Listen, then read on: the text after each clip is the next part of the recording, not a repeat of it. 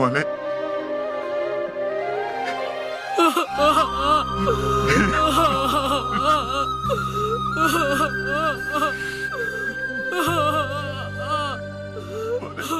എന്തിനാപ്പ നമ്മുടെ ജീവിതം ഇങ്ങനെ ആക്കിയത്? അപ്പ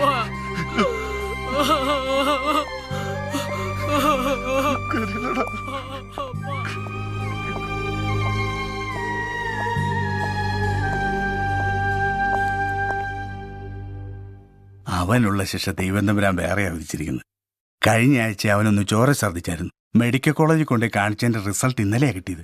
മറ്റതാ ക്യാൻസർ, ലിവറിനാ. ചാൻസ് ഒന്നും ഇല്ലെന്നാ. അവനറിയോ അത്? ഉവ്വ.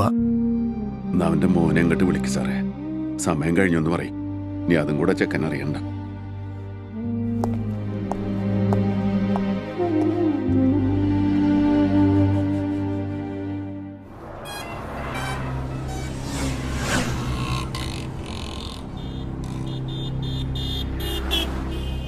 എന്നെ വല്യപ്പന്റെ അവിടെ ആക്കാനാണോ അപ്പം പറഞ്ഞേ?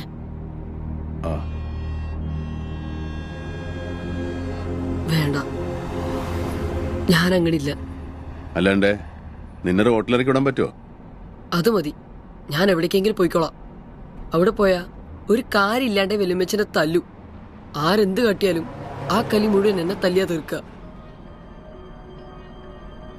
പിന്നെ ഇവിടെ അയാളും ഉണ്ടാവും, കോഴിക്കടയിൽ പണിയെടുക്കണ. രാത്രി എൻ്റെ അടുത്താ വന്ന് കിടക്കും. എനിക്ക് അറപ്പ അയാളെ. എന്നെ അങ്ങോട്ട് കൊണ്ടുപോകണ്ട. അങ്ങോട്ട് കൊണ്ടുപോയാ കോഴിക്കടയിൽ ആളെ ഞാൻ കൊല്ലും. പറ്റിയില്ലെങ്കിൽ ആരെങ്കിലും കൊല്ലും. കൊന്നാ എനിക്ക് അപ്പൻ്റെ ജയിലിനകത്ത് കഴിയാലോ. നിനക്ക് 15 വയസ്സായിട്ടുള്ളൂ. 18 വയസ്സിന് മുകളിലുള്ളവരെയാ നിന്റെ അപ്പം കിടക്കണ ജയിലിലിട.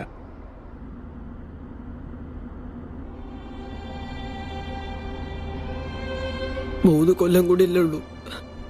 എന്നാലും അപ്പനെ കണ്ട് അപ്പന്റെ കൂടെ